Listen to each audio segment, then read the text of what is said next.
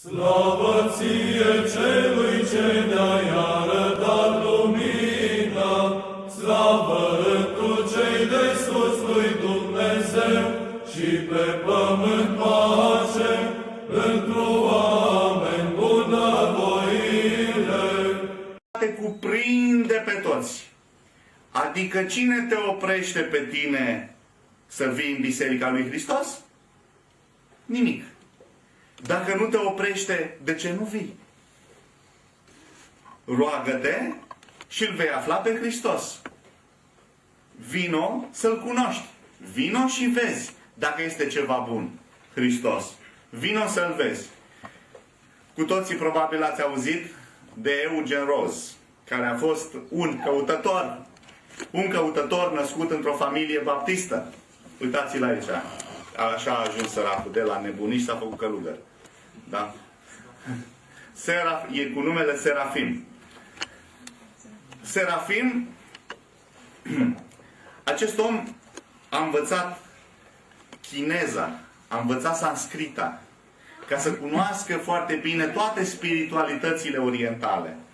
Să cunoască foarte bine toate învățăturile lumii, ca să poată să ajungă la desăvârșire. Nu cunoștea ce înseamnă desăvârșire, nu cunoștea Biserica Ortodoxă, dar a mers la toți guru care existau în America, a mers în India, a căuta. Dumnezeu, știm că nu lasă niciodată pe nimeni care îl caută, pentru că el era sincer în căutarea lui. El nu avea în inima lui vreo viclenie. Și neavând în inima lui o viclenie, Dumnezeu a făcut în așa fel încât într-o zi în New York să vadă mergând pe stradă un bătrânel desculț, în New York un bătrânel desculț, cu barbă lungă, îmbrăcat în negru, cocoșat, cu un engolpion de gât și cu un baston și mergea ușor, ușor pe stradă. Și când a ajuns, bineînțeles a fost foarte mirat, el fiind interesat de spiritualitate, s-a gândit că este vreun guru, ceva, să afle ceva nou, s-a dus și a spus: cine ești tu? Și a spus: eu sunt episcop ortodox, mă numesc Ioan Maximovici.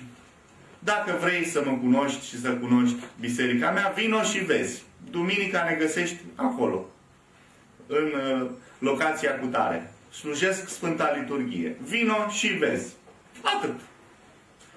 Eugen s-a dus să vadă. Când a ajuns în biserică, a spus: am ajuns acasă. Aceasta a fost senzația.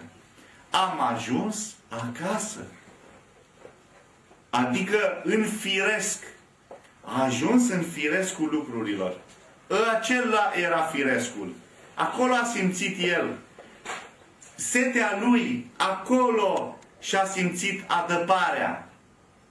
În biserică. Și știm, după cum știm, a fost botezat și a devenit chiar ieromonah și a început să scrie și să cunoască ortodoxia și să scrie foarte mult despre Biserica Ortodoxă și a ajuns așa, la 40 de ani a trecut la Domnul, dar este un sfânt al bisericii noastre. Și o să spuneți: da, dar nu e canonizat. Cum e sfânt al bisericii? Păi creștinii nu se numeau sfinți. Creștinii se numeau sfinți. Știți că la început creștinii își spuneau sfinți. De-abia în Antiohia s-au numit creștini după Hristos. Dar ei erau sfinți. De ce? Pentru că fiecare dintre voi sunteți sfinți. Cum adică? Păi da, pentru că aveți germenele sfințeniei în voi. Adică aveți taina Sfântului Botez? Aveți. Aveți taina mirungerii prin care ați primit Harul Duhului Sfânt? Îl aveți. Aveți taina Sfintei Împărtășanii prin care ne unim cu Hristos? O aveți. Și având aceste taine, noi suntem sfinți. Suntem sfinții lui Dumnezeu. Și fiind sfinții, ați văzut că sunt pe stradă unii care umblă, care scrie Biserica Sfinților Ultimelor Zile. Ei spun că ei sunt sfinții, dar ei, bineînțeles, au apărut foarte recent și au o poveste foarte frumoasă, numai că rămâne la nivel de poveste, neputând fi demonstrată în niciun fel. Și știm că credința noastră este o credință pragmatică, demonstrabilă la nivelul material și istoric.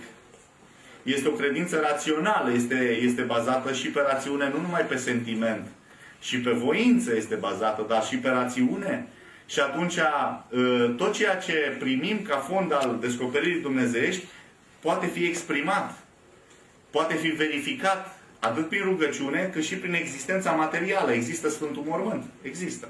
Există peștera nașterii Domnului. Există. Există Sfânta Lumină. Există.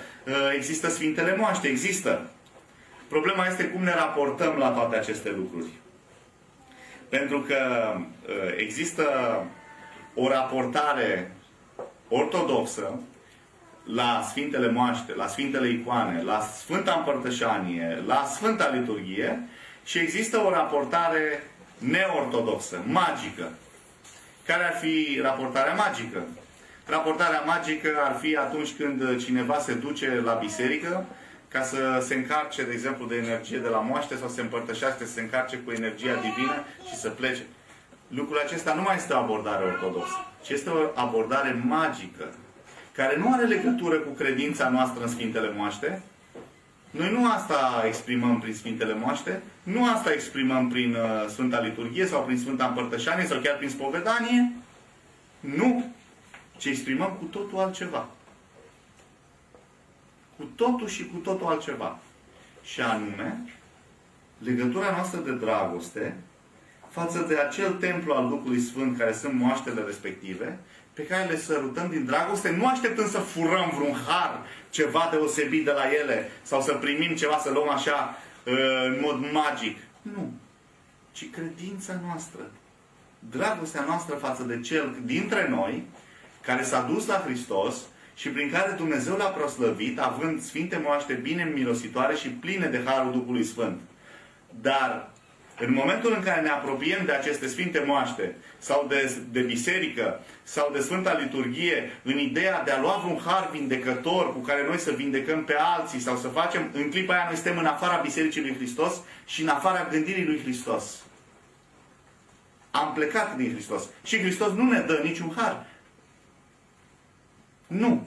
Pentru că El nu vine, după cum ați văzut, există și vrăjitori care folosesc icoane, cruci, deci simboluri creștine. Dar aceste simboluri creștine nu au cum să fie, nu au cum să lucreze în afara Bisericii lui Hristos și în afara dreptei învățături date de Hristos și care se păstrează în biserică, care responsabil pentru această învățătură și păzitor al acestei învățături este episcopul, în primul rând, preoții și întreaga turma lui Hristos, care trebuie să reacționeze și să spună lucrurilor pe nume. Trebuie să spună care este adevărul. Noi când ne ducem să ne împărtășim cu Hristos, ne ducem să ne unim cu Hristos și nu așteptăm de la Hristos să ne dea vreo energie specială prin care să vindecăm alți oameni sau să ne încărcăm energetic. În niciun caz. Noi primim, în primul și în primul rând, energia de la Duhul Sfânt nu este măsurabilă cu nicio ansă și cu nicio pasă energetică sau cu... Nu poate fi măsurabilă cu nimic pentru că este necreată. Necreată, iar energia necreată nu se măsoară cu absolut nimic. Dacă energia necreată nu se măsoară, ea nu este în niciun fel detectabilă, de niciun fel. În schimb, energia drăcească, ea este detectabilă, cu ansă, cu orice, pentru că este o energie pământească. O energie pe care păgânii au folosit-o. Știm că acum există o nouă credință, care este de fapt o credință foarte veche și anume Vicană, în care acești reprezentanți ai acestei credințe vorbesc despre faptul că vorbesc pe Mama Pământ, Gaia, așa, și că ei se unesc cu natura, devin una cu natura, caută să fie într-o armonie perfectă cu natura și în felul acesta cheamă spiritele naturii, care aceste spirite ale naturii îi ajută și îi trăiesc în această armonie minunată cu natura, ei închinându-se de fapt la acest zeu al naturii. De fapt, această energie, bineînțeles că se manifestă, bineînțeles că cheamă spirite. Noi știm că există duhuri căzute, știm că Lucifer însemna purtător de lumină, adică Fosfor înseamnă Lucifer, adică purtător de lumină. Deci Lucifer era purtător de lumină și el a ajuns nepurtător de lumină, adică într-un